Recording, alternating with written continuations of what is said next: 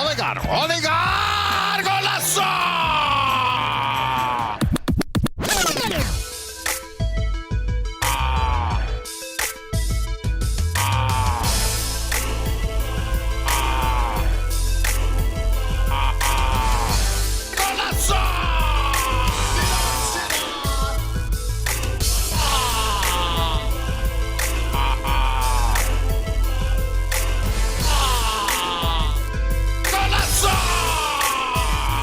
This is Arsecast Extra.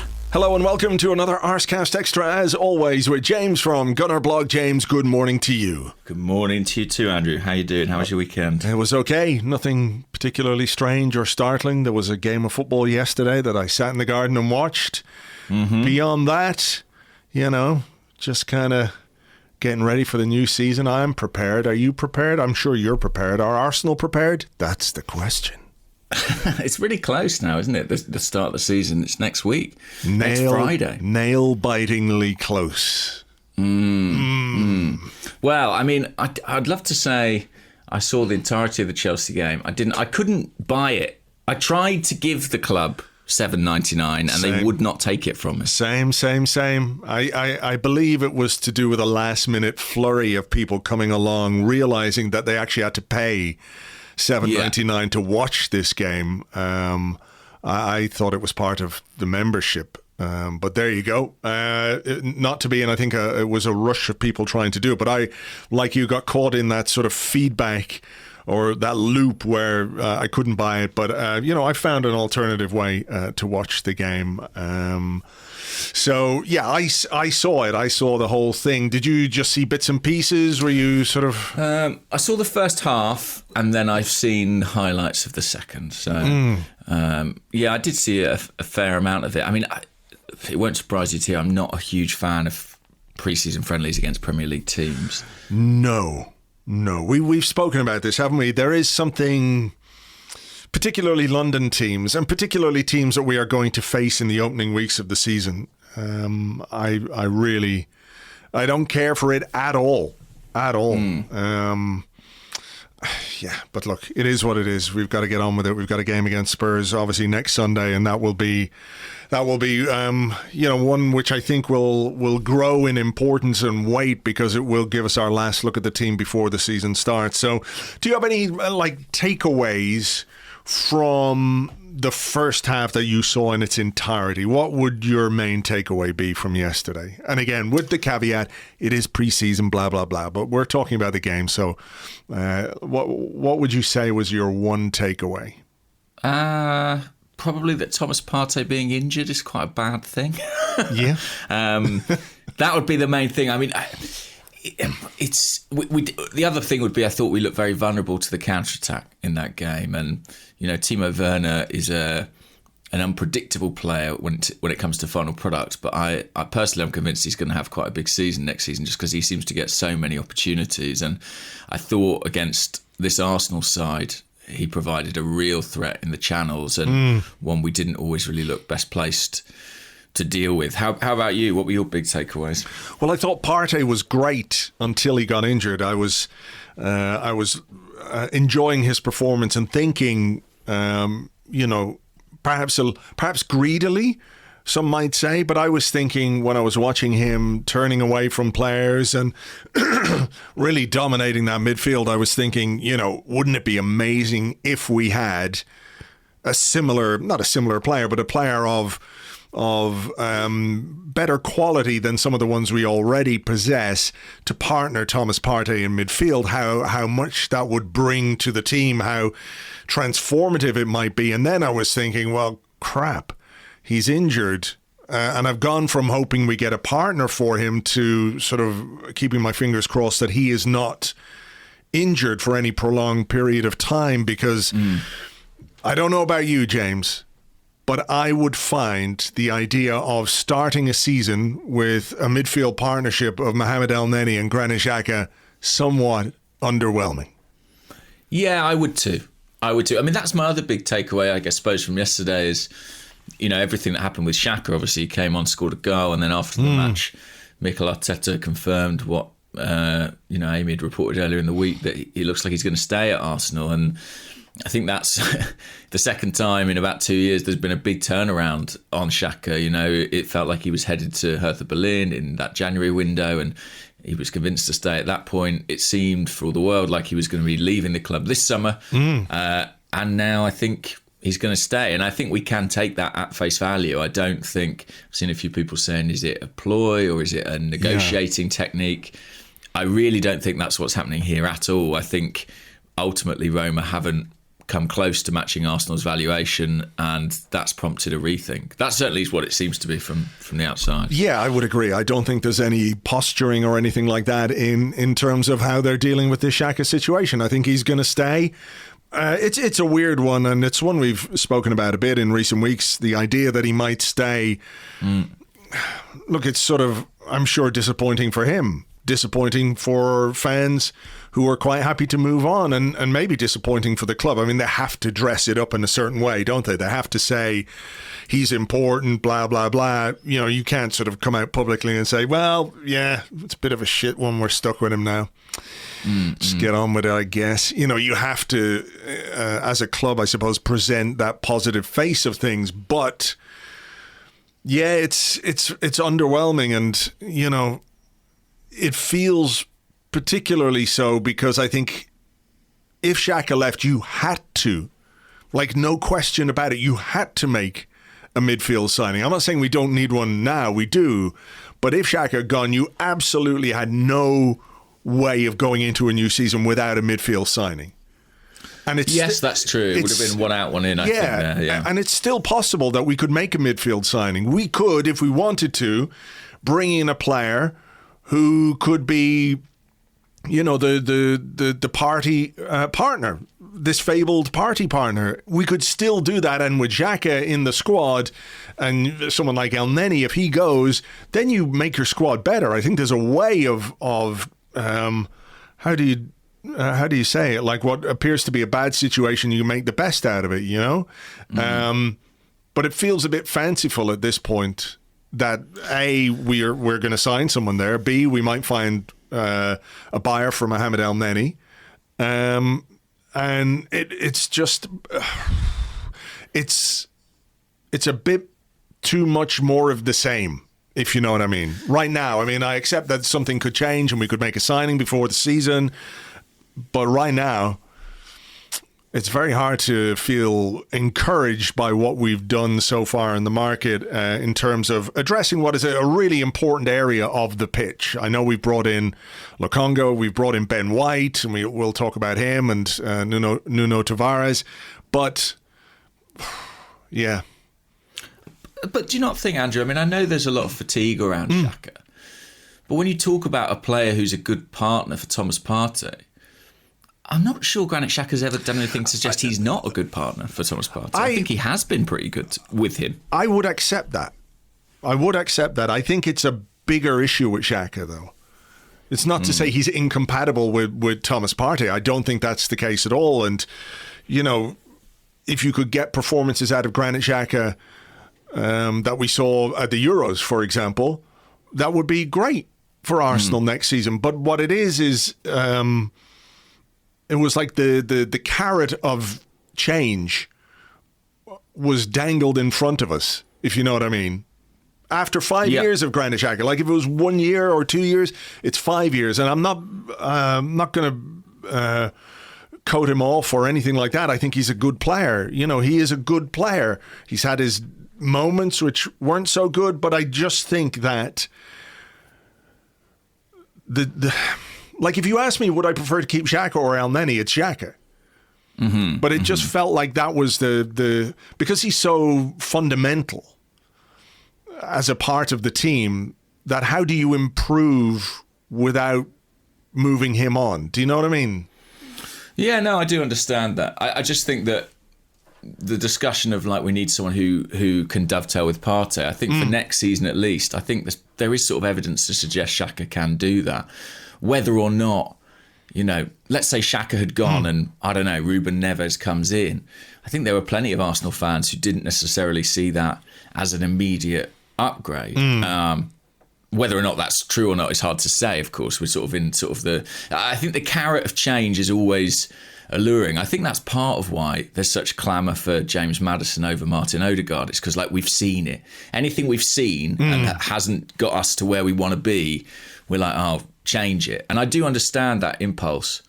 But I just think this Xhaka situation is a little bit more complex. I think we had a conversation months ago about being in consensus that it was probably right for him to leave this summer. But part of the reason for that was this idea that after an excellent season in the Premier League and with 2 years remaining on his contract, he would actually be a player who could attract some decent revenue. He made sense as a kind of sacrificial sell.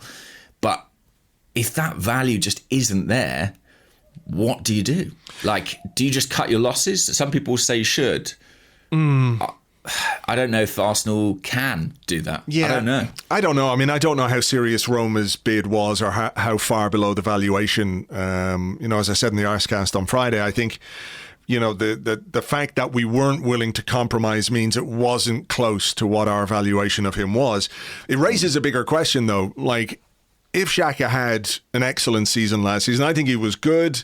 There were a couple of moments, obviously, that weren't so good, that were very costly in the end. Yeah, and more of an excellent second half to the season, there was a consistency to his game. But I think that the question it raises for me is, here is a 28-year-old with loads of experience, who's captain of his national team, who, is available for a relatively affordable fee. It's not like Arsenal were looking for 50 million for Granit Xhaka. I think something like 20 million and the deal would have been done with Roma. And he's coming off a good tournament. He's coming off a good European Championships. Why is nobody bidding? Why is nobody after him? So there comes a point where the perceived value that we have in him as a player or as a character or whatever is not reflected in the way the market has reacted to his availability. Everybody knows. But is that more about the player or more about the market? Well, that's the thing. I don't know. I think it could be a little from column A, a little from column B, because the market is weird, and I accept that it's weird and everything else, but that no other club beyond Roma has made any kind of approach for Xhaka, who I think, could do a good job for plenty of clubs around Europe. Yeah, there was an interesting piece. Tom Wervel did a breakdown of the business that's happened so far in the window, and one of the trends he discovered across Europe is that clubs are buying much younger players, basically, in the same way that Arsenal have done. There isn't as much of a market for these guys in their late 20s. The one place there is one is Serie A, because they love experience over there, but even they are kind of operating within quite stringent budgets in that area. So it's a really interesting one. Is it the player or is it the market? I'm tempted to say the market is a huge factor here, because if not, it's all our players, because we can't sell anybody right now, it feels like. Yeah, well, I mean, that's true. We haven't sold anyone. We haven't sold a first-team player. We've loaned Guendouzi, and I know there's an obligation from Marseille, so technically you could say that's a sale, or it will be a sale in 12 months' time. But beyond that, we haven't sold anyone. We haven't sold Xhaka. We haven't sold Nketiah. We haven't sold Nelson. We haven't sold blah, blah, Willian. All the names. The names that have been linked with departures. Now, I really think that there is going to be a massive push towards the end of the window, which makes it difficult to balance incomings versus outgoings, and it's not ideal because you want players in place for the start of the season and everything else. I get it, but I do think this particular market will get to a point where clubs who need players and clubs who need to sell players, that kind of Venn diagram will start to overlap a bit more, where there's room for compromise and, really a need for maybe even players themselves to push for certain things to happen to ensure that they get playing time and they're not in a squad, for example, at Arsenal, where potentially we may be in a situation like last year where certain players cannot be registered because we've got too many players in the squad. So I think the market will dictate to a certain extent, but it doesn't make it any easier for us, or it doesn't calm our nerves as we're heading towards the opening game of the season. Just going back to Xhaka, what do you make of the contract offer? What does that make sense to you? Can you see logic in it? Does where do you stand on that? Like, and also like an offer apparently to Hector Bellerin to extend his contract. I mean, what does it say? I mean, maybe there's something to this that we're missing, but what does it say about a club who is quite willing to let two senior players go? And we think that's the case with Xhaka, and we think that's the case with Bellerin, that they're willing, quite happy, to let them go if the deal is right. But they're also looking to extend their contracts. That's confusing. Well, it is and it isn't, in that I don't think Mikel Arteta was ever desperate to sell either of these players. I'm not saying we're desperate. I think that's, Let me put it like this. Yeah. I don't think he would have wanted to sell either of them. I think this was about the players' wishes to go in both instances. Granit Xhaka was very clear he wanted a change, and he considered this an attractive offer from Roma. I don't think that means that Arteta thought, well, I hope I can get Xhaka out the door. I really don't believe that. Sure, okay. I see that, yeah. And in Hector's case, I think it's similar. I think he has wanted to leave Arsenal for a few summers now and has been asked to stay. I think the same would be true this summer. But I think, as far as I know, the management were only prepared to let him go if they felt they had somebody better coming in. And that doesn't seem to be the case. I am surprised about the new contract offers, nevertheless. What I don't know is what sort of contracts these are. Eddie Nketiah was offered a new contract this summer. It doesn't mean that, they're going to build the team around him. It's a way of protecting the value of the asset.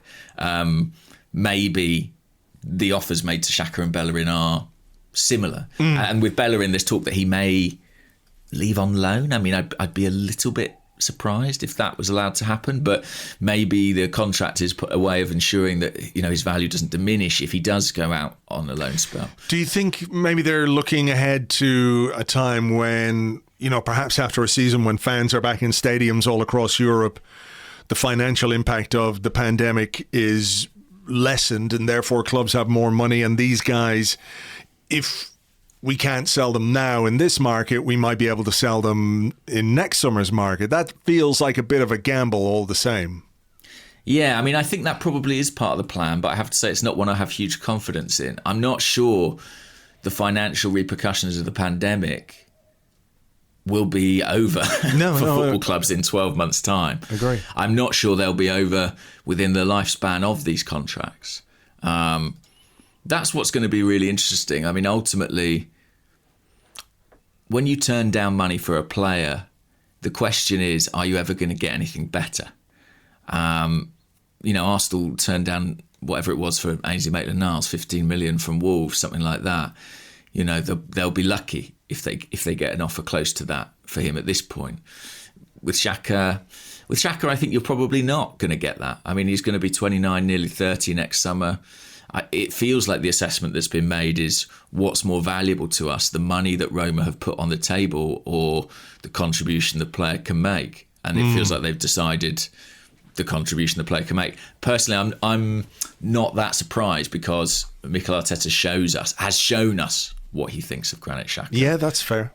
Time and time again. But I think for the health of the club and the evolution of the team, I think, it is underwhelming, and I think people were ready for more change than what we're likely to get.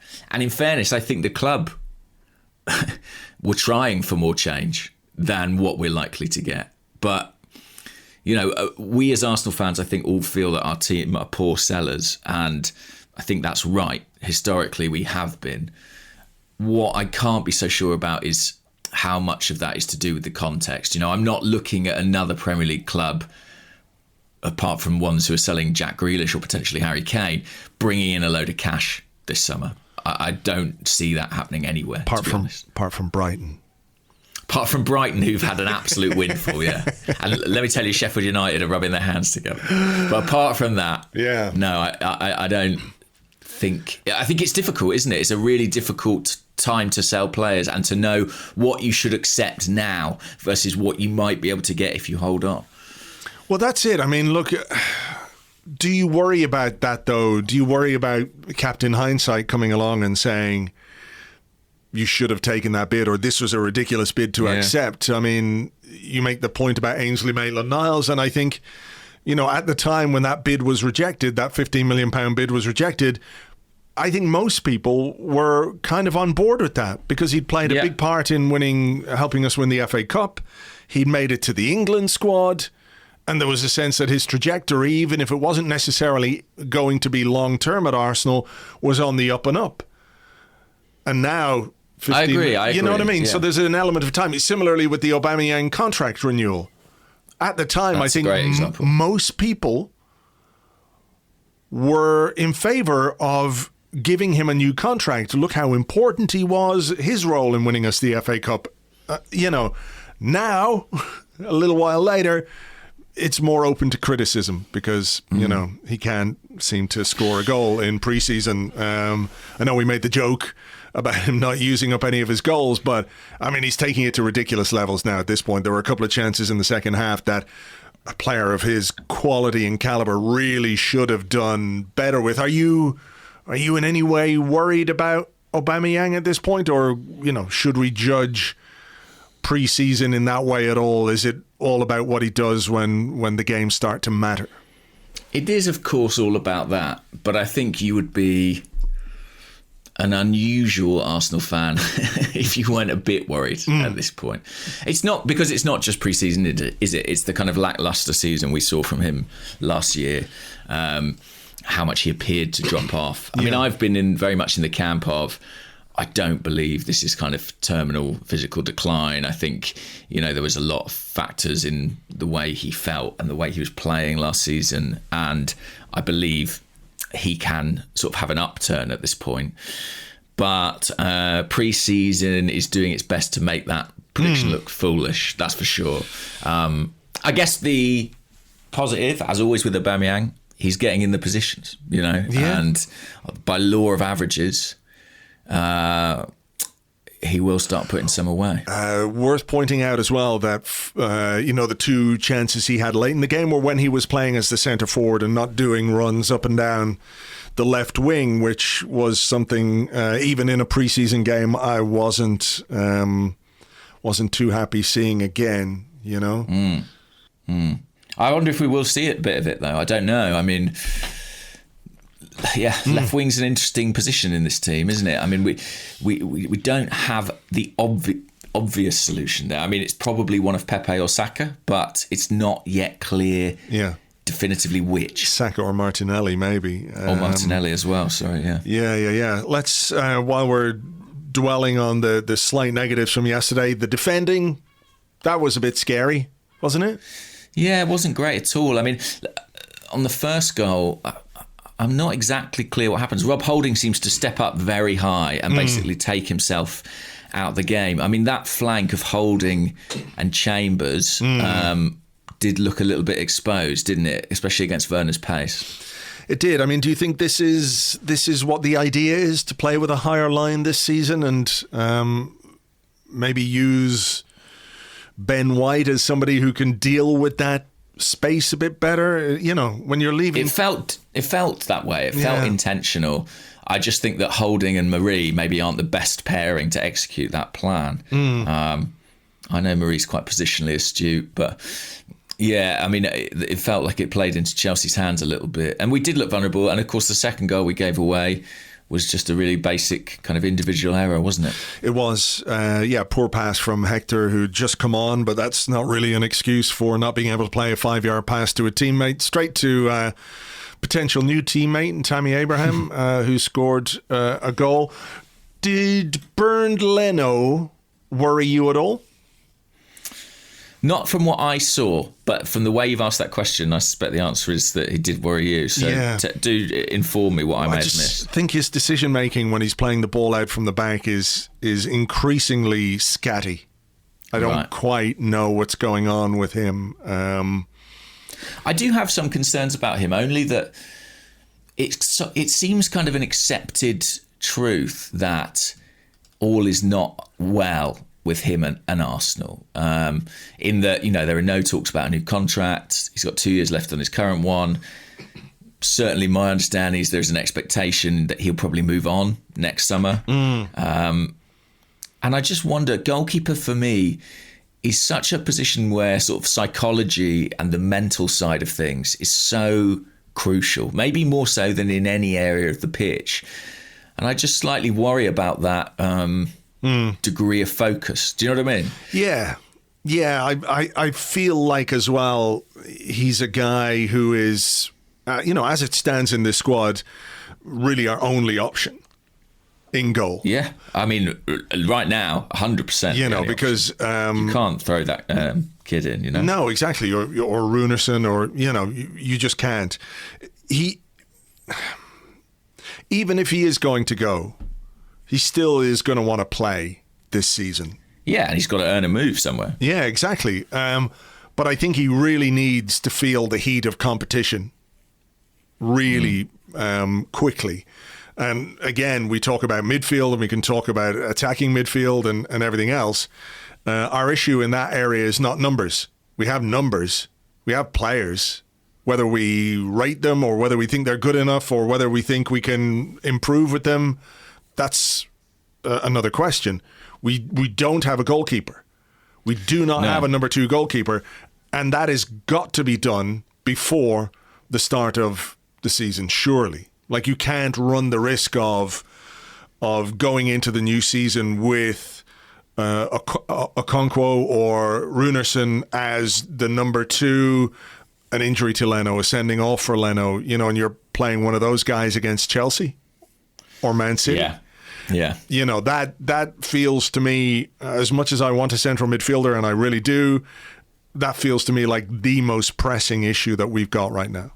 It is. That's the one they have to solve before the season starts, I think. Like, what are we, a week and a half away from that, really. So I think we all know about the Ramsdale interest. I think that one probably has a few more days to run. And if they can't get an agreement, I think they'll be forced to move on. And they'll have to do something, even if it's short term. I mean, I've heard potentially they might look at another loan. Just to get someone experienced in who can provide cover, which makes a degree of sense. If you can't get the player you want, or if you can't see the right option available, go for a loan. I mean, ultimately, the Matt Ryan loan signing was one that worked, that was quite effective. He gave us cover in games. Yeah. He provided a bit of competition. I think a lot of people will wonder why Arsenal didn't just proceed and make that deal permanent. But I think they may end up doing something similar. And that is the urgent one. It is. Hopefully not the only one. I mean... Just a quick thing on the deadline for that, by the way. Ramsdale's got a League Cup game a week tomorrow, the Tuesday the 10th, in theory. And obviously playing in that would... make him ineligible to be Arsenal's cup goalkeeper, which would basically be the point of signing him. In the League Cup anyway, yeah. Yeah, in the League Cup, so the first half of the season. So I think that will provide some sort of notional deadline. It wouldn't surprise me if Arsenal explore other options before then, just to try and have things in place, but that may be the point at which that one kind of falls down or doesn't. Okay, I'm sure we'll have some more transfer questions in part 2. I think we should talk a little bit about our first side of Ben White. Came on, rescued a situation that we made a complete mess of and gave Chelsea a brilliant chance to score with a ball over the top. And he came on, looked good. I mean, he must have thought, what the fuck am I having to do here so quickly into my Arsenal career? But, get used to it, mate. You're going to have to do it. You're £50 million. It's all on you. He's going to have to be the reincarnation of Franz Beckenbauer crossed with, Bobby Moore crossed with Tony Adams. Some of those people are not dead. So They don't have to be reincarnated. We weren't terrible defensively last year. I think it's worth remembering. Yeah. And that's a lot of people's objection to signing Ben White, is that, we weren't awful. But I think... it was good to see him. We haven't spoken since he sort of formally joined, and I have obviously concerns over the size of the price tag, but I do think he looks like a really interesting player and could be a really important player for Arsenal over the next 5 years or even longer. Obviously, we need it to work because it's been a big investment. But I think in theory, he does have the attributes required. I like the idea of the signing. Obviously, at this point, we can't tell whether this is going to be money well spent, but I like the idea of it. And, he does, command that extra bit of money because he's English, he's homegrown, he's... Did he play for England? Is he an actual England international? Yeah, he has. Right. He played in the warm-up games. Right, yeah. okay. So, that all feeds into the price. But I do like the idea of it, and it's clear that he's been brought in to do something quite specific from that central defensive position. And, we talked about that in the Patreon podcast. If people want to go and listen, myself and Phil, what sort of role he might have in the team. But, it's quite interesting, isn't it, that he signed on, whatever it was, officially signed on Friday? Mm-hmm. Was that when it went down? And he's in the team on Sunday. So there's no hanging around. Holiday. Yeah, so it's not like he's had loads of training behind the scenes to be ready for this. I mean, he's thrown pretty much straight in. I think he'll start the Brentford game, probably. Yeah. I think he should. He's a £50 million signing. So start him. Absolutely. I don't think... we keep saying this, but it's not a case that when players go on holidays, they let their hair down and, pack on the pounds and stuff like that. So, most of them anyway. But I think he's going to be physically ready to start that game. And hopefully after, a couple of weeks of training with the team, he's more in tune with what's going on around him. I mean, I have to say, though, we lost and people don't like losing and nobody likes losing to Chelsea, and I get that. But I did think in general, despite some of the absurd defensive moments that were worrying, there was some stuff to like from Arsenal in the game yesterday. Smith Rowe hit the post. I think we should have had a penalty with Thomas Partey. Joe Willock scored an actual goal, which wasn't given. Great finish as well, and a nice pass from Lokonga in the build-up to that one. That was lovely. That was a lovely pass. I did like what little I saw of him yesterday. Again, early days, but, to have that little pass in his locker was very encouraging. Tavares got forward quite well, showed some nice stuff in the opposition final third. I mean, here's a question for you. When we're talking about the sameness of our midfield, the oh shit, here we go again-ness of Xhaka El-Neni. Like, look at what Joe Willock did yesterday. I mean, he came on, he was on for 20 minutes, he scored a goal. Is that not something we should be, in the absence of, anything in the market, or until such time as that happens, is that not something we should be really considering, maybe not so much even as a starter, but certainly as an option from the bench? Maybe, yeah. I mean, one thing I was thinking just there is, Lokonga's not someone who I envisage being a first-team starter right away. But if Thomas Partey is injured, I'm not sure what Mohamed El-Neni can do that Lokonga can't, based on what I've seen so far. And I know that I would be more excited to see Xhaka and Lokonga than Xhaka and El-Neni, or equally, as you say, Xhaka and Willock potentially. My only thing about that is I kind of feel like Willock, maybe to get the best of him, he requires a bit more freedom than that. To be the third midfielder. I wasn't really talking about him being one of two, but I was just talking about him being a midfield option, at least from the bench, because, like you said, we know what El-Neni can do. It's pretty staid. It's pretty average. He's a lovely guy, but he's not going to drive the kind of improvement in the team that we require. Whereas, at least with Willock, there is a tangible end product to what he can bring to the team. And I know the roles are very different, so I'm not saying it's Willock in place of El-Neni. I'm just saying that, at a point where we're accepting that the transfer market is difficult, where perhaps things haven't gone quite the way we wanted, and therefore we have to recalibrate and rethink about how we're going to do things, until such time as we can figure that out. having the potential for, Willock to come on and Willock his way into the game, I think it's something we should lean into. Yeah, I think we'd be mad not to use him while we have him, for sure. And I think, ultimately, I think whether he stays or goes probably will come down to if Arsenal buy another attacking midfielder or not.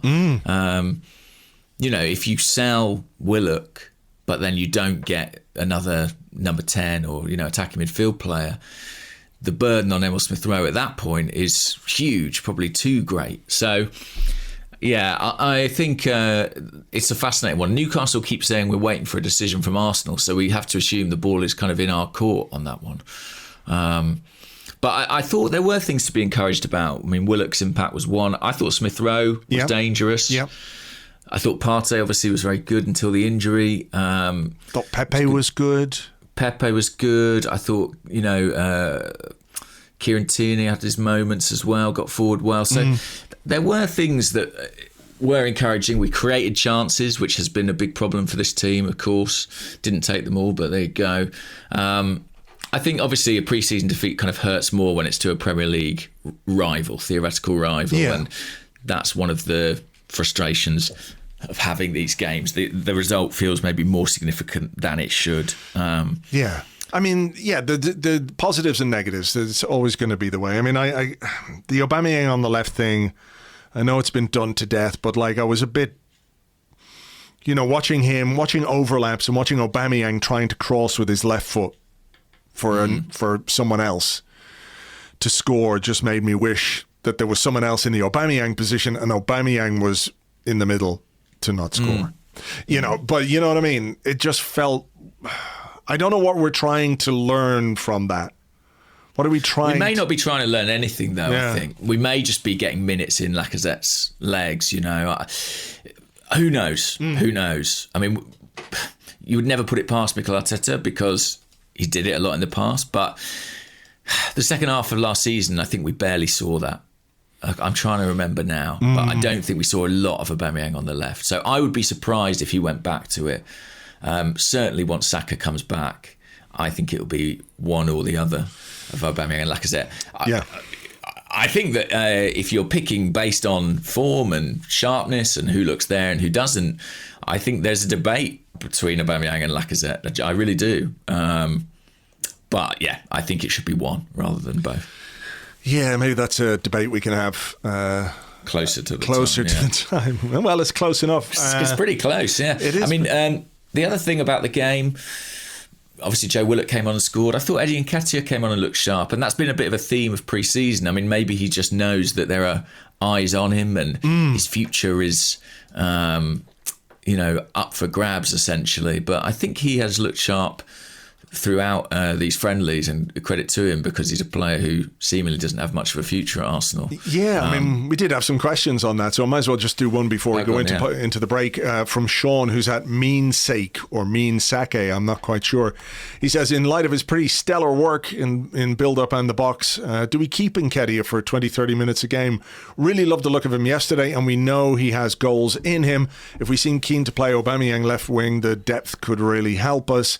I mean, he has, I think, in fairness to him, done as much as he can do in pre-season to either push for more minutes with Arsenal or to show other clubs that he's around and he could be a good purchase for them. I think he's worked hard and done pretty well in pre-season. So, I mean, where do you see him? And do we know if Balogun was injured? Was that a situation? Don't know, actually. Not sure about that.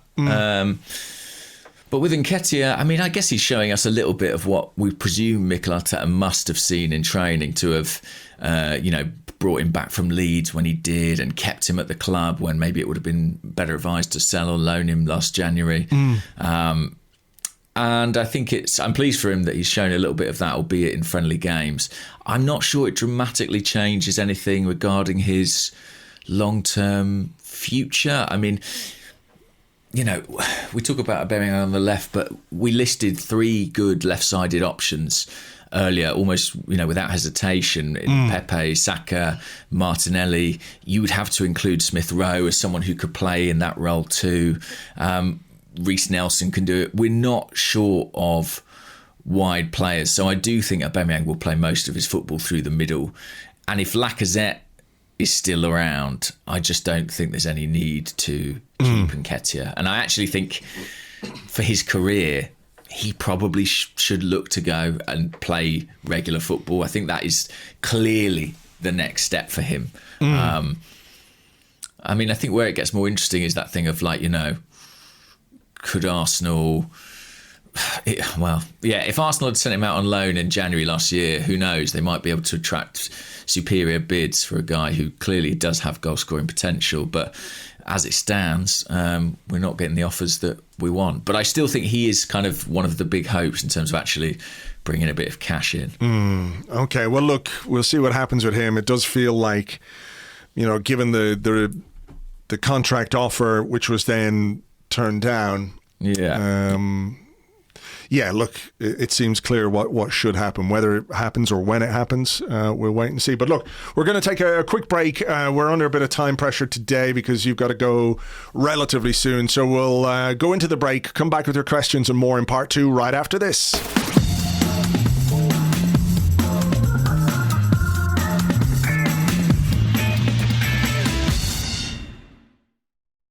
Welcome back to the Arsecast Extra. This is part 2 of the show where we answer questions that you sent to us on Twitter at Gunnerblog and at Arseblog, and also on the Arseblog Discord chat server, which you get access to if you are an Arseblog member on Patreon. Just to let you know that if you are a member on Patreon, we have just launched or renewed our Fantasy Football League for the upcoming season. Exciting stuff, James. I'm looking to finish last again. Well, I say pushing again. For bottom spot. I was pipped to the post by some scoundrel right on the last day of the season. I thought I'd done it, but some guy, he got there before me. So I'm determined to do it this season. If you want to play, if you want to be part of the league, you can sign up to Patreon, patreon.com/Arseblog. We have got the league, but we've also got good prizes. There's, I think it's €400 and an Arsenal shirt for the winner. And prizes going down to €200, €100 with Arsenal shirts for second and third place. Fourth place, you get an Arsenal shirt. And of course, because you came fourth, you get an actual trophy. So if you want to be part of the Fantasy Football League and get access to all the other stuff we do on Patreon, patreon.com/Arseblog. Right. Let me ask you this one first, because you guys wrote a story in The Athletic last week about our interest in Lautaro Martinez. Is that how you say his name? Lautaro? Lautaro, I think. Lautaro not sure, Martinez. He is an Argentinian striker. He scored 17 goals for Inter Milan and got about 10 assists last season as well, as they won Serie A. And Arsenal were, I think, if I'm paraphrasing here, if I get it wrong, please correct me, but encouraged or given some encouragement that a bid might be possible or successful this season. So Laguna Grumpy says, if there is truth in the Martinez rumours, how would this signing affect Aubameyang? As a largely confidence player and with no likely buyers, could that make it even harder to get performances out of him this season? How, you I think said in the piece, it would probably be dependent on Lacazette going and making space in the squad for a new signing up front. But how does a high-profile striker signing tally or marry with the presence of Aubameyang as the club captain and, a very senior figure in the team and dressing room? Well, I guess you put one of them on the left. I don't know. It's a really interesting, this one, because the original reports, I think, came out of Italy, maybe, about Arsenal, or maybe it was even Argentina, about Arsenal being interested in Lautaro. And I have to confess, I kind of furrowed my brow and thought, or raised my eyebrows even, and thought that doesn't seem particularly plausible. Obviously, since then, I had a proper look into it. And basically, Inter Milan's situation is that they probably need to sell somebody else. They sold the right back Hakimi to PSG, but there's interest in Lukaku from Chelsea and other places, but they obviously don't want to lose Lukaku. Consequently, they might consider selling Lautaro. Why would he move to Arsenal from the Italian champions? Good question. The short answer is money. He is not one of the best paid players at Inter, and Arsenal would probably substantially increase his salary. So I think that would be a factor. I guess as well, I'm obliged to say all the stuff about an exciting project. But number 9 is something that Arsenal are really looking at. I mean, we did a story the week before about Tammy Abraham being under serious consideration. But it is all dependent on somebody going. And the way this Lautaro thing came up is through talks over Hector Bellerin, and his availability was mentioned, and he's someone Arsenal have wanted for a long time. I believe Alexander Lacazette's name was also mentioned in those conversations with Inter Milan. That would obviously be a brilliant solution for Arsenal if they said, oh yeah, we'll take Lacazette off your hands. I'm a little bit dubious as to how likely that is. And I think if there's an opportunity to make this Martinez deal work, I think the club will take it. But I do have the strong impression that it will depend on somebody going out. And that feels like where it will fall down. I mean, look at the Xhaka situation, look at the Bellerin situation, look at all the problems Arsenal are having moving players on, particularly when they're in kind of their late 20s. So, yeah, I think it's definitely one to keep an eye on, because the club's interest is absolutely serious. They really, really like this player. And it's seen as an unusual opportunity to sign a player of a lot of talent. And I kind of think, to be honest, if that comes up and you can afford to do it, you should probably do it anyway. If you really believe he's a kind of transformational player who can take the club into its next era, because if we're completely honest, neither Lacazette nor Aubameyang are the future, are they? I mean, part of me wonders if they should be saying to Inter, what about Aubameyang? Yeah. If they believe this Lautaro guy is that good, and I can't honestly say if he is or not. I don't know. I haven't done enough research to really know. I mean, just on a follow-up from that then, Rian, who's at Rian Vacha on Twitter, says, how many exits do you realistically see happening between now and the end of the window? I would want Runerson, Bellerin, Cedric, Kolasinac, Elneny, Torreira, Willian, and probably Lacazette, Eddie, Maitland-Niles, and Nelson. But genuinely can't see more than half of those happening. I asked, by the way, if there was a return date for Lucas Torreira. And was told that they couldn't give me a date. So that doesn't sound like he's coming back anytime soon. I don't think he's going to be on the pitch against Brentford. No. Yeah, I mean, it's really, Runerson's a really interesting one as well. I mean, he seemed to be set to head to Turkey. That move fell through. He was actually added to the subs bench late in the day yesterday. It was almost like they were trying to sneak him back into the squad without anyone noticing. How many do I realistically expect to go? I mean, let me just count those. 1, 2, 3, 4, 5, 6, 7, 8, 9, 10. 11 maybe?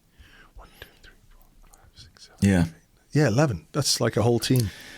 I mean, yeah, there are some squads carrying a lot of extra weight. I mean, I think Chelsea had 29 players at the Emirates yesterday, and they haven't even got their England players back yet. So, like you said earlier, there is surely going to be a flurry of activity. I think Runerson will go before the deadline.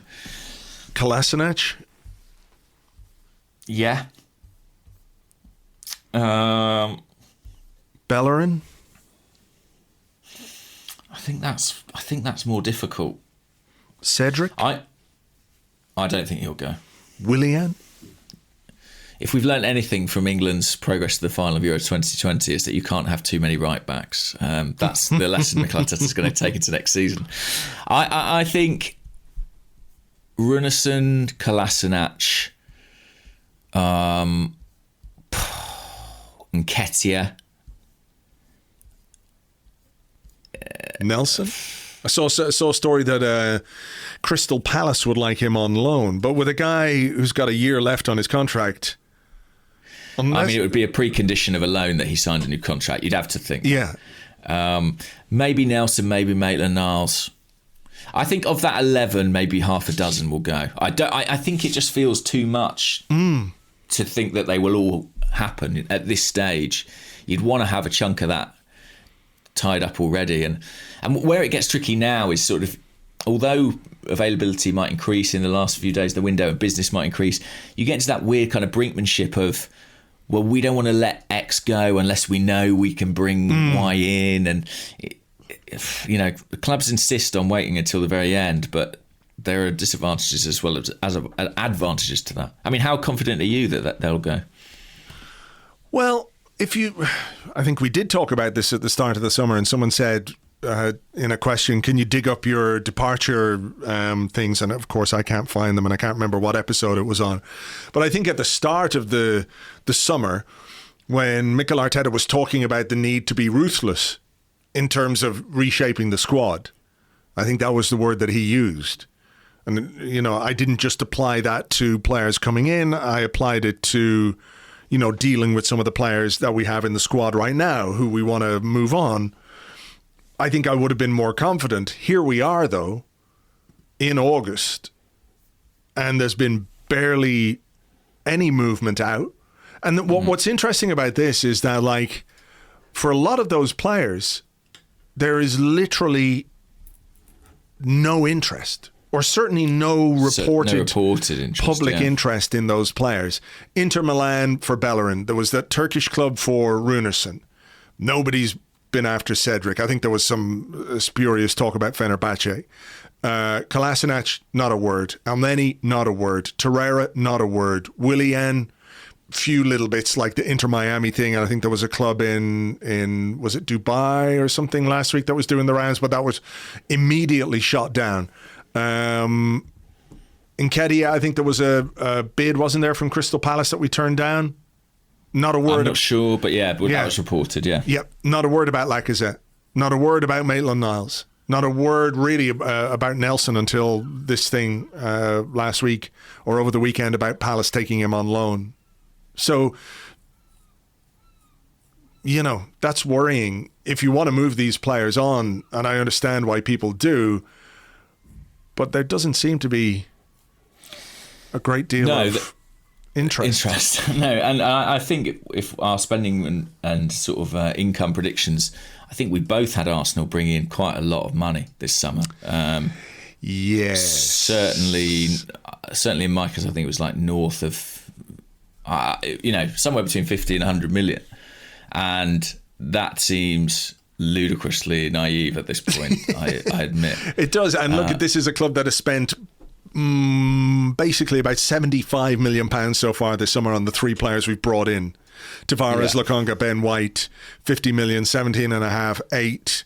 And in terms of what we've done with departures, I think we got a £1 million loan fee for Matteo Guendouzi, and they're going to pay us close to 10 million towards around this time next year as the obligation. But that's it.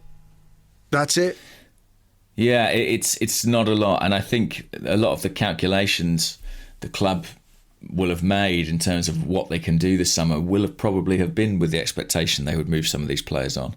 I mean, we were probably thinking 30 million for Granit Xhaka. We maybe thought 30 million for Joe Willock at one point. That's already 60 million quid that we currently are not counting on. Then you add in your Nketiahs, your Maitland-Niles, what we thought we might get for them, what we thought we might get for Bellerin. It wasn't unreasonable in an ordinary summer to think that Arsenal might bring in 100 million. I know It sounds crazy, but that wasn't hugely unreasonable. We're not going to do that. No. Do you think that maybe in terms of outgoing deals, and I accept that the longer it goes, the more it has an impact on what you do in terms of players you bring in, right? Because you've got to find that balance between squad size, influx of cash, all of those kind of things. I realize that they're sort of all quite related, but if we're looking for incoming deals, we're looking at the start of the season as the crucial point, right? Because you want players in for the opening games, you want the players available for Brentford, for Chelsea, for Man City. When it comes to players we don't really want or aren't really using or aren't prepared to use, like, a Willian or a Nelson who didn't play very much last season, or Eddie who didn't play a great deal in the second half of last season. Maitland-Niles, I know he went on loan. Kolasinac, we just let him go to help Schalke get relegated and left ourselves without a left back. These are guys that aren't going to make any real tangible difference to our season if they play. Does that allow you a bit more wiggle room, or less? Should we be less panicked about the departures at this point, given that the window is open for basically another month at this point, and everything else? Maybe, but then I was just worried we end up in kind of similar situation to what we did last season, where we're having to pay people to go just to kind of knock down the numbers. I mean, maybe when that was happening last January, we should have been more cautious in our predictions about what we might be able to bring in this summer. Maybe when a club is literally paying people to go away, that should tell us something about not only where we are and where the kind of value of our players is, but also what the state of the market is. Do you think that maybe has in some way changed the perception of Arsenal as a selling club? Do you think it's had an impact? I mean, Roma, let's remember, had a £10 million bid for Henrik Mkhitaryan rejected by Arsenal last January before the world turned upside down, and then basically got him for $1 million as a way of releasing him from his contract. Why is a club that's dealt with us in that way in the past gonna push the boat out for Granit Xhaka? They must look at Arsenal and think, well, maybe they're fucking soft touch. We'll just, stick here and they'll eventually crumble. Do you think that could have been part of what happened with Xhaka? Maybe. I mean, it's an interesting thing. We all want Arsenal to sell better, but what does that look like? How does Edu get 20 million for Alexandre Lacazette, or how does he find a buyer for Mohamed El Neni? I think the problem is, I don't think that's easy. I don't think you can just go around knocking on clubs saying, I've got Reece Nelson here if you want him for 18 million quid or something, and just hope that someone eventually buys. I think selling's not active in that way. I think what it's more about is protecting the value of players. And I think that what happened with those players that we had to release or pay off is that we had kind of so severely damaged their value that it was impossible to move them on. I think if someone doesn't want to buy a player, there's not that much that Edu or Richard Garlick can do about it. But in the time when they are an Arsenal player, I think there is more that we can do to make them attractive. And I think that's where the problem is. Someone like Kolasinac, his value is not salvageable at this point because, because we know. Yeah. But someone like Nelson maybe, or Nketiah, if they had been sold at a time when they were more attractive, or if they'd been sent out on loan, like Joe Willock, and been allowed to gain more experience and put themselves in the shop window. If you leave a player out of your registered squad, you're essentially showing you have no value in them. So there are things that we could do better to make our players more marketable. I don't think it's fair to be like, find a buyer for Kolasinac or whoever it might be, because you can't make another team want to pay for a player. I wish you could. Yeah. But you can do more to make that player attractive, I think. Or less to make them unattractive. Yes, I think that's a good way of putting it. On the subject of Nketiah, by the way, I had a question here on the Discord. Where has it gone, though? Where has it gone? Where? See, they come in so quickly. They come in so bloody quickly. The Land on Discord says, do you think Nketiah is more likely to be a Daniel Marlon or a Benik Afobe? And if you don't know, Daniel Marlon, we let him go back to Holland and he's now moving to Borussia Dortmund for about 20 million or so. I suppose what you would say is that Marlon left when he was much younger, didn't he? He was about 17 or something when he left. Yeah, 18 maybe. Yeah. You know, and he went back to Holland and did very well. I think it's probably more an Afobe kind of thing for Eddie. Like, if you were going to ask me, is Eddie Nketiah going to move to Borussia Dortmund for £30 million or 30 million euros? I don't think so. No. Which isn't to say I don't think he can have a good career and score goals. I think he will.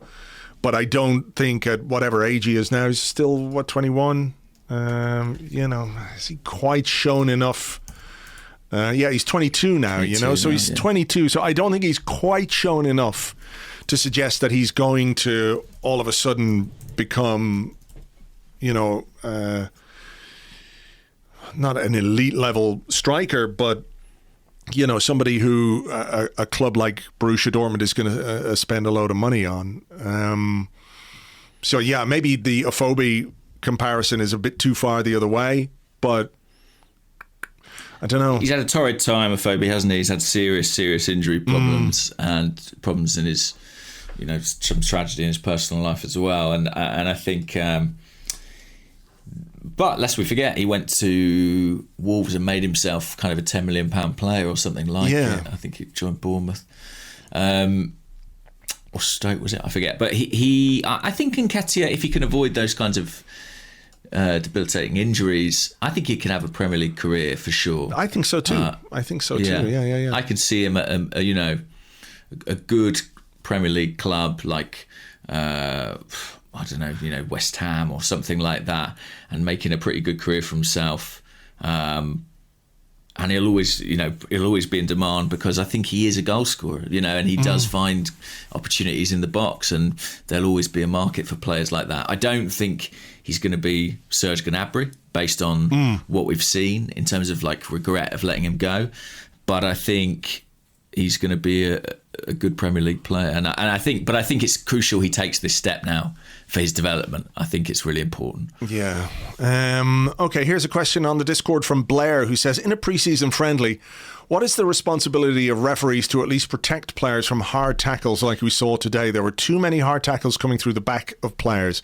I don't think the game time is worth it if we're picking up serious injuries in the process. And this is the... you've got to get the players ready. You can't just use your kids in pre-season. It's about getting your senior players fit and ready for a new season. But, there's always that worry, isn't there? Particularly, I think, when you set up two fixtures against London rivals, there is maybe just a bit more of an edge in games like that than there might be in, with a game against a team from France or Spain or something like that. You know what I mean?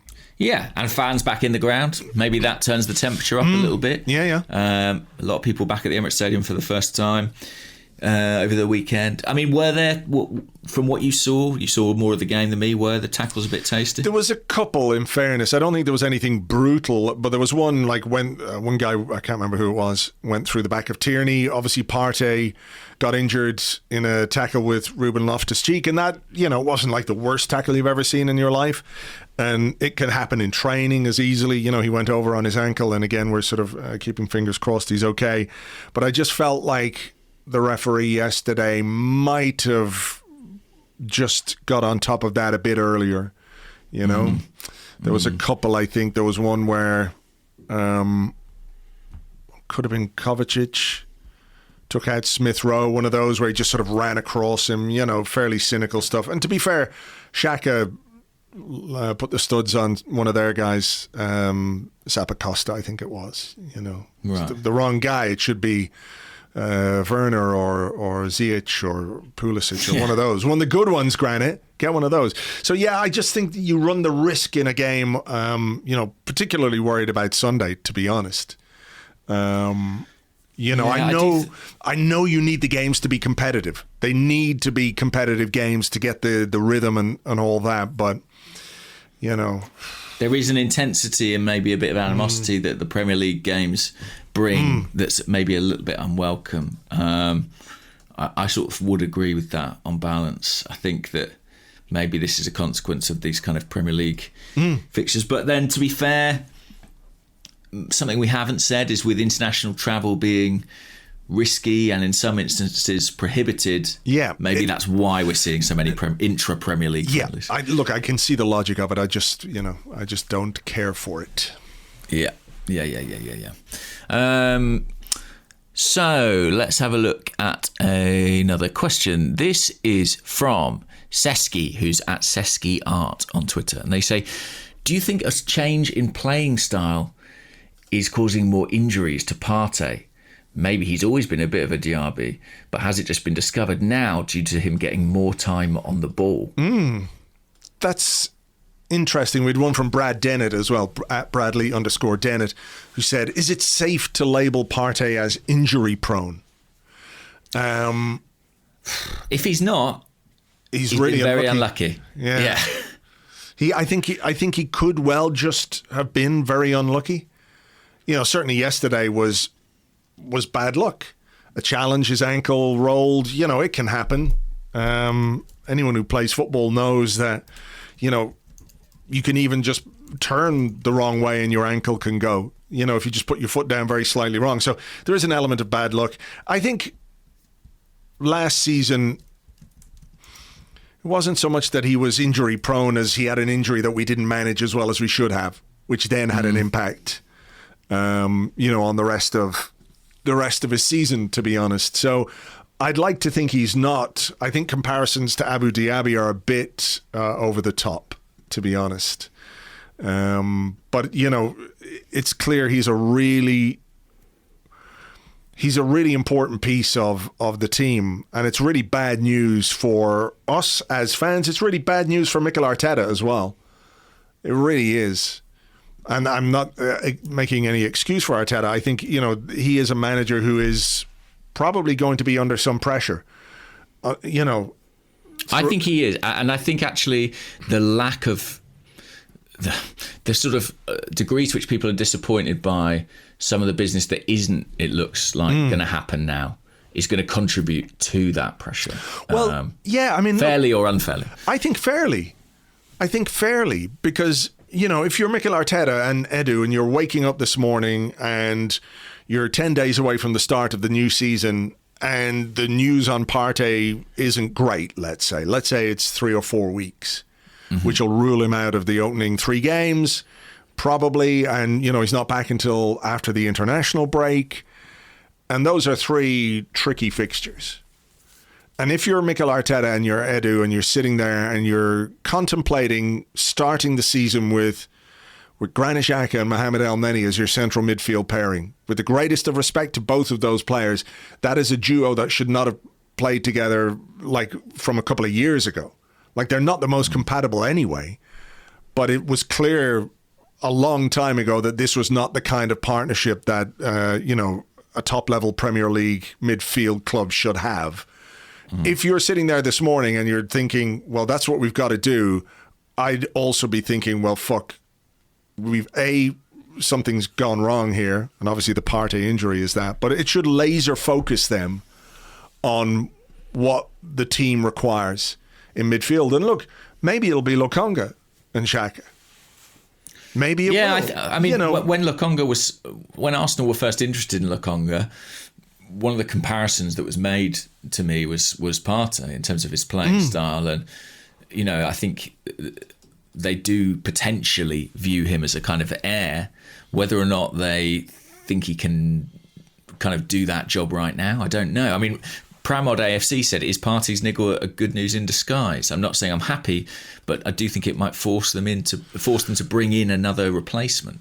Yeah, I mean, look, if they're not looking at this and thinking, oh, fuck, then there's something really wrong. Because at the end of the day, Mikel Arteta isn't just the head coach. He is the manager. And along with the technical director, a big part of their job is buying and selling the players. We know that Arteta is hands-on in that regard. There's a lot of talk about various influences over some of our targets, but pretty much all of them are Arteta-driven, right? Yeah, he's very involved. Yeah, for sure. Exactly. So he's green-lighting all this. So if you preside over a summer which sees you start the season, and I realize this is potentially a worst-case scenario situation, but with a partnership that has contributed to 2 successive 8th place finishes, and you go into a new season without improving it in any way, then it heaps a load of pressure on you. The injury to Partey is unfortunate, but not doing any other business in midfield to offset the potential damage that one injury can bring to a key area of the pitch, that's on those guys. That's on those guys. Yeah, I mean, maybe Lokonga is that piece of business. Maybe I don't he know. is. Yeah. I mean, But look, even he's so, looked tidy. Yeah, but even so, it comes very early for him. I mean, if Thomas Partey, as we said at the top of the question, if he's not injury prone, then both he and Arsenal have been hugely unlucky in terms of they brought him in to be this crucial transformational player, and we keep losing him. If that's something that's in some way a trait of his and Arsenal could have known more about, then of course you can't put that down to poor fortune. But I do have a degree of sympathy with them in that this keeps happening. But yeah, look, I mean, there's definitely room for another central midfield player there, especially if you think that Joe Willock might leave, for example.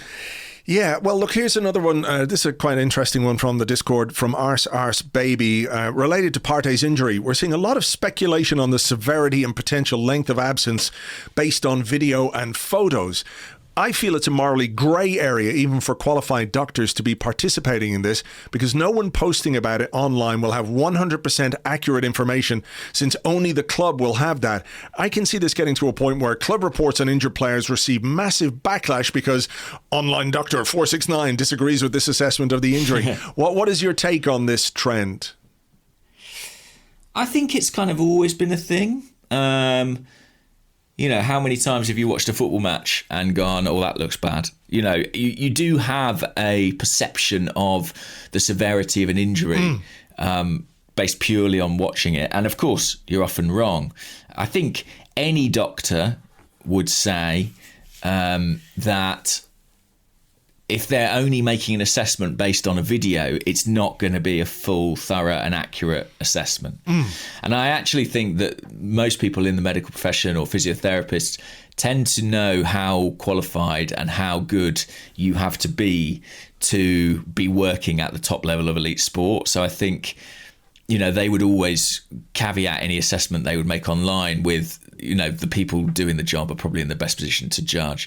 I think it's relatively harmless, to be honest, and a natural impulse for fans to wonder how long their player's going to be out. What do you think? I think it's quite interesting in that, you know, it's another little niche of football Twitter that has developed over the last number of years. You know, there have been all kinds. I mean, I think back to, for example, when Michael Cox started his blog. Nobody was doing tactics, you know, and now it's like, it's de rigueur, I guess. But when Michael set up Zonal Marking as a website, it was this new thing, a new way for someone to cover the game. And I guess the game and injuries are different. But I think what's happening is you're seeing people with some expertise looking at photos, looking at videos, and suggesting various scenarios and outcomes based on the severity of the injury. So it's quite informative, almost educational. Dr. Raj did the one about Partey, and he was talking about the type of sprain it is, and if this happens, it could be this. If that happens, it could be that. And I think that's where it is. It's nobody's, as far as I can see, or I certainly haven't come across somebody saying, well, based on this video, Thomas Partey is definitely going to be out for 6 weeks. You know, I'm not seeing that. What I'm seeing is an explanation of the kind of injury that it is, and based on the severity, some timeframes associated with that. So I'm not seeing anybody, you know, declaring this, that, and the other, or making definitive judgments on injuries from videos. I mean, if you see a guy with his leg in two, you could probably make a fairly definitive judgment on that. If you're waiting for the results of an MRI scan, which we're not going to have access to, and nobody's going to have access to apart from the medical people at the club, then, you know, all you can do is provide information. And I think that's what it is. And, you know, you can either, you can look at it or not look at it. If you don't like it, you know, that's where I stand. I think, you know, there is the point about it being a morally grey area, I think would apply if, you know, these guys were saying, well, this is what's happened. 100%. Definitively. Yeah. You know, and I think for the most part, that's not what's going on, you know. And I think as well, when you get into an area where you're kind of questioning the authenticity of the medical reports Arsenal are providing, that becomes a bit clouded, because sometimes it suits them to avoid detail, but I do think generally they are trying to be as transparent as possible. Are you, I mean, on that, I mean, they seem to be quite vague about Gabriel. Yeah. Don't they? Yeah. There seems to be a vagueness around that one, which I think is a little bit... Yeah. Well, when they're vague, I think that's always worrying, I think, because I doubt it's that they don't know. So, yeah, one to watch, that one. I don't know anything, but, they don't seem... It doesn't sound like he's going to be back in a hurry, that's for sure. No. We had a lot of similar questions. Have you got one? Yeah, T. Mark said, is passing out the back the hill that Arteta is going to die on? I know this is his philosophy, but it seems we still have too many players that are too error-prone to carry this out. Should we ditch it until those players have gone? Bellerin, of course, with the error yesterday. Although I feel like with passing out the back, it's never one player's fault. You know, I do think that sometimes there's such an onus. Sometimes it is. You know, sometimes there's a very simple way of doing it, and the player fails to do it, and therefore it becomes an issue. I mean, I suppose you would say that, okay, are you pragmatic and change the way you operate? Or do you make most of the players comfortable with the principle that you want, with how you want to play, and then replace the guys who aren't that good at it? You know what I mean? I think we get worried when we see players make a mistake like Hector made yesterday, because it's just so basic. And they always look quite basic, don't they? The errors in a situation like that where perhaps you're susceptible to the high press. But if you play out from the back and you beat the press, the reward is high. Well, it is if you've got players who can counter-attack well. And I think actually at times we did that quite well yesterday. So it's not my biggest worry about this team, to be honest. I think we look relatively comfortable, most of the players, although I go back to my concern about Bernd Leno and some of the passes that he plays to players who are under serious pressure. There were a couple yesterday where, you know, they were the wrong pass. Maybe he's just rusty. You know, it's his first game back for a while, but I feel like that's become a bit of an issue for him. Like, I don't think... Like, when it came to playing out from the back, Leno was a very, very significant upgrade on Petr Cech, right? For sure.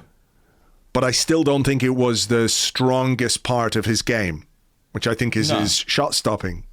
And now it looks as if that playing out from the back thing has become a problem for him. It could be just decision making or technique or execution. I'm not quite sure, but it is a bit of a worry. It doesn't bother me massively as for the team generally, I have to say. And, you know, for all our concerns about it, I'll reiterate, we didn't ship a load of goals last season. It'd be nice if we cut out the ones that were due to these errors, but they are so much more eye-catching a defensive mistake than the other types of defensive mistake you can make in terms of positioning or failing to pick somebody up or losing a man at a set piece, whatever it might be. And there is at least a kind of a positive reward if the risk pays off with this. I don't think passing out from the back will be the hill Arteta dies on. I do worry that passing around at the back could be the hill that he dies on. You know? I feel like the hill that he will or could potentially die on is the creativity side of things. And we're sort of running out of time here right now because you've got to go in a second. But, you know, that I think is something we perhaps can discuss in a another podcast. But I do think it's going to be creativity and scoring goals. That's what has to improve. And I know that people talk about the need for a centre half and playing out from the back and all that kind of stuff. It will contribute to the way that we play. But unless we can address those issues, it won't be the passing out from the back that the hill of death, if you like. No. The hill of Passing death. the hill of death. Passing out to the defenders, I don't have an issue with. It's kind of everything that happens after that. Yeah, progressing the ball. Yeah, getting the ball up the fucking pitch to somebody who can do something with it. Very quickly, before we go, Alexander Love, who's at LoveAJ95 on Twitter, says, how is Gunnar Blog's father-in-law doing at the Olympics? Great question. He didn't actually make it in the end. No. They fell at the last hurdle. The Jamaican national team for karate fell at the last hurdle of qualification. No. I know. Sad end to the movie. But he's doing very well nonetheless. He's currently in Turkey on holiday. Okay. So, I think he's getting over it. All right, cool. Well, look, we got to leave it there for today because James is in a hurry. He's got to go. I'd sit here and talk to you all day, of course, but this is maybe I should just let you do that. I should just leave.